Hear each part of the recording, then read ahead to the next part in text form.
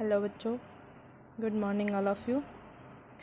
ये है फ़िज़िक्स की पहली क्लास और आज हम पढ़ेंगे यूनिट्स के बारे में। तो इसमें जो सबसे पहला टॉपिक जो आता है हमारा वो है system of unit. System of unit ये क्या है? बहुत साल पहले हमारे पास मेज़र करने का कोई भी तरीका नहीं था। तो मेज़र कैसे करते थे हम?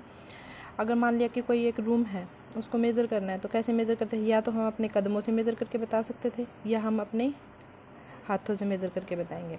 अब अगर किसी ने बोल दिया भैया इस कमरे की लंबाई कितनी है, तो कैसे मेज़र करके बताएंगे? कोई बोलेगा कि अब सबके हाथ एक समान तो है नहीं, किसी के हाथ कोई बोलेगा कि 30, किसी की वैल्यू आएगी 32, किसी की वैल्यू आएगी 36। तो सबकी वैल्यूज़ अलग अलग थी, कोई फ़िक्स वैल्यू नहीं थी। इस फिक्स वैल्यू को लेके आने के लिए हमने यूज़ किया सिस्टम ऑफ यूनिट और इसमें बहुत सारे सिस्टम आए। इसमें हम कुछ सिस्टम स्टडी करते हैं। एफपीएस, एफपीएस का मतलब है फुट पाउंड सेकेंड। जो ये सिस्टम दिया था वो किसने दिया था? ब्रिटेन ने दिया था। ब्रिटेन ने दिया था तो इस सिस्टम का नाम है, इस सिस्टम को हम बोलते हैं ब्रिटिश सिस्टम। तो ब्रिटिश सिस्टम तो हमारे बहुत साल पहले हमारे देश हमारी कंट्री पे किसका शासन था? ब्रिटेन का शासन था। तो इसलिए हम भी किसका यूज़ करने लगे? ब्रिटिश सिस्टम का। आज भी अगर केक वगैरह आप लेने जाओगे तो केक वगैरह आपको किस में मिलते हैं? पाउंड में मिलते हैं। और अगर कहीं पे हम आज भी देखें तो हम अगर कहीं पे हमें प्लॉट वगैरह लेना हो तो वहाँ पे किस में मेज़र की जाती है? लेंथ को फुट में मेज़र किया जाता है। जो नेक्स्ट है वो है सीजीएस। सीजीएस का मतलब क्या है? Centimetre, gram and second. जो जो सिस्टम आया इसको बोलते हैं हम फ्रेंच सिस्टम। इसके बाद में जो अगला जो सिस्टम था वो था एमकेएस। एमकेएस जो सिस्टम था इसमें इसको बोलेंगे हम मीटर, किलोग्राम एंड सेकेंड। ये जो सिस्टम था इसको नाम दिया गया डेसिमल सिस्टम।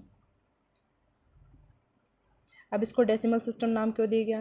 क्योंकि इसको हम किस में मेज़र कर रहे हैं? मीटर में मेज़र कर रहे हैं। आप कोई बोले कि 1 मीटर में कितने सेंटीमीटर होते हैं तो 100, 1 किलोग्राम में कितने ग्राम होते हैं तो 1000। तो इसमें क्या आ रही हैं? बहुत सारे, बहुत ज़्यादा, मतलब जीरो यूज़ हो रहे थे जिसको, इसलिए हमने इसको क्या बोला गया? Decimal system. अब जो ये एमकेएस सिस्टम है ये क्या है?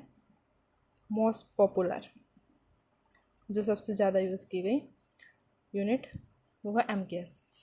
अब भी हर जगह भी अलग अलग, अब भी हर जगह, मतलब इनके बाद में भी हर जगह अलग अलग यूनिट यूज़ की जा रही थी। ये ब्रिटेन का हो गया, जैसे फ्रेंच का हो गया, और इसको डेसिमल, मतलब अगर आपसे कोई पूछे कि हीट एनर्जी की यूनिट क्या होती है तो कोई बोलेगा कि हीट एनर्जी की यूनिट क्या होती है? कैलोरी।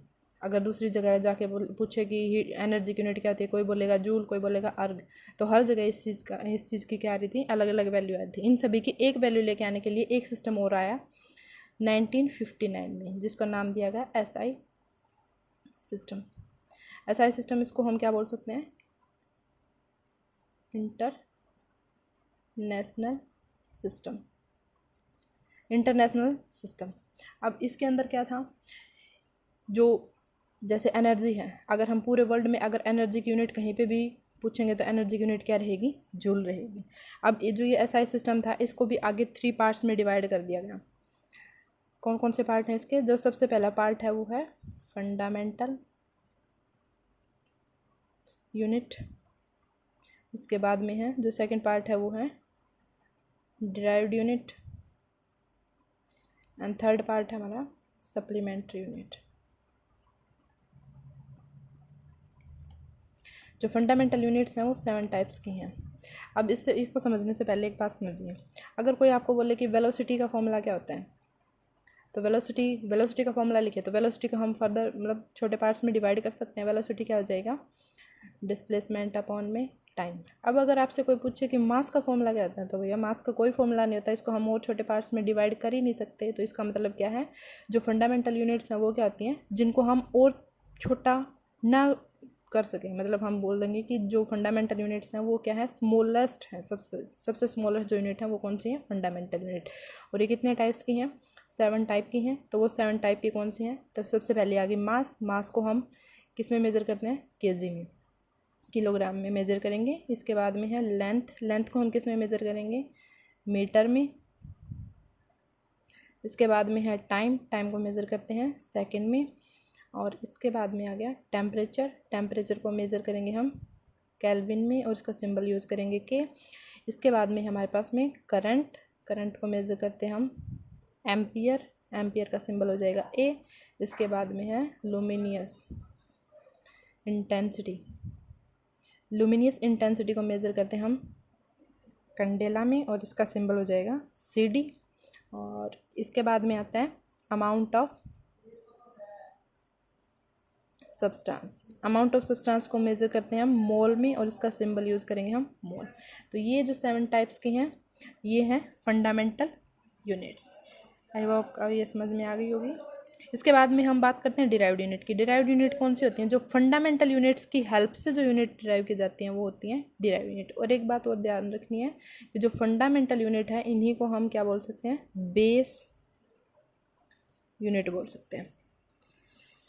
आई होप आपको इतना समझ में आ गया होगा। इसके बाद में है डिराइव्ड यूनिट। डिराइव्ड यूनिट क्या है? जैसे हमने स्पीड ले लिया, स्पीड है, स्पीड क्या होता है? स्पीड का फॉर्मूला क्या होता है? Distance by time. Distance by time. अब डिस्टेंस को क्या लिख सकते हैं हम? लेंथ। और टाइम को किस में मेज़र कर सकते हैं हम? टाइम को किससे रिप्रेजेंट कर सकते हैं? टी से। मतलब ये दोनों क्या हैं? फंडामेंटल यूनिट है। तो ये मतलब क्या है? डिराइव्ड यूनिट क्या हो जाएंगे? जो फंडामेंटल यूनिट की हेल्प से जो यूनिट डिराइव की जाती है उनको क्या बोलेंगे हम? Derived unit. इसके बाद में आता है सप्लीमेंट्री यूनिट। अब जो सप्लीमेंट्री यूनिट है ये 2 टाइप्स की होती हैं। एक होता है प्लेन एंगल, एक होता है सॉलिड एंगल। प्लेन एंगल कौन सी होती है? सबसे पहले हम इनकी यूनिट स्टडी करते हैं। प्लेन एंगल की यूनिट होती है रेडियन। जो सॉलिड एंगल है इसकी यूनिट क्या हो जाएगी? स्टेरेडियन। जो रेडियन है इसका सिंबल हो जाएगा आर डी और स्टेरेडियन का सिंबल हो जाएगा एस आर। सबसे पहले प्लेन एंगल। प्लेन एंगल कौन से होते हैं? जो उनको हम 2 डायमेंशन में स्टडी करते हैं वो हो गए प्लेन एंगल। जैसे मान लिया कि 2 डायमेंशन मतलब ये एक्स एक्सिस हमारे पास में, ये वाई एक्सिस है, दोनों के बीच में कितने डिग्री का एंगल है? 90 का। तो इसको हम क्या लिख सकते हैं? π/2 रेडियन लिख सकते हैं। अब अगर आपसे पूछे कि कोई रूम है उसके कॉर्नर्स पे कितने डिग्री का एंगल होगा तो हम क्या बोल सकते हैं? 90 डिग्री का एंगल होगा। तो कौन से वो वहाँ पे एंगल? प्लेन एंगल है। अब जो सॉलिड एंगल है ये क्या हो जाएगा? जिनको हम 3 डायमेंशन में स्टडी करते हैं। 3 डायमेंशन इसके एग्जांपल क्या हो जाएंगे? आप सभी ने सॉफ्टी आइसक्रीम तो खाई होगी। जब वो आइसक्रीम जो सॉफ्टी होती है वो कोन जो होता है उसका वो जब खाली हो जाता है तो उसका जो नीचे का जो पार्ट है उसके अंदर अगर आप झाँक के देखोगे तो एंगल जो बनता है वो गोलाई में बनता है, तो सर्कल में बनता है। मतलब इस टाइप के एंगल होते हैं उनको बोलते हैं सॉलिड एंगल। जैसे अर्थ रोटेट करती है, अर्थ का जो रोटेशन है वो भी किस में आ गई? सॉलिड एंगल में। अब इसके बाद में कुछ और अनदर यूनिट है जो आपको याद रखनी है। सबसे पहले आती है फर्मी और फेम्टो। फर्मी इसकी वैल्यू कितनी होती है? 10⁻⁻15 मीटर। अब इसी को हम इससे हमें एक चीज़ और याद रखनी है कि ये जो वैल्यू होती है किसकी वैल्यू होती है? Nuclear size. न्यूक्लियर का जो साइज़ होता है ना उसका कितना होता है? 10⁻⁻15 1।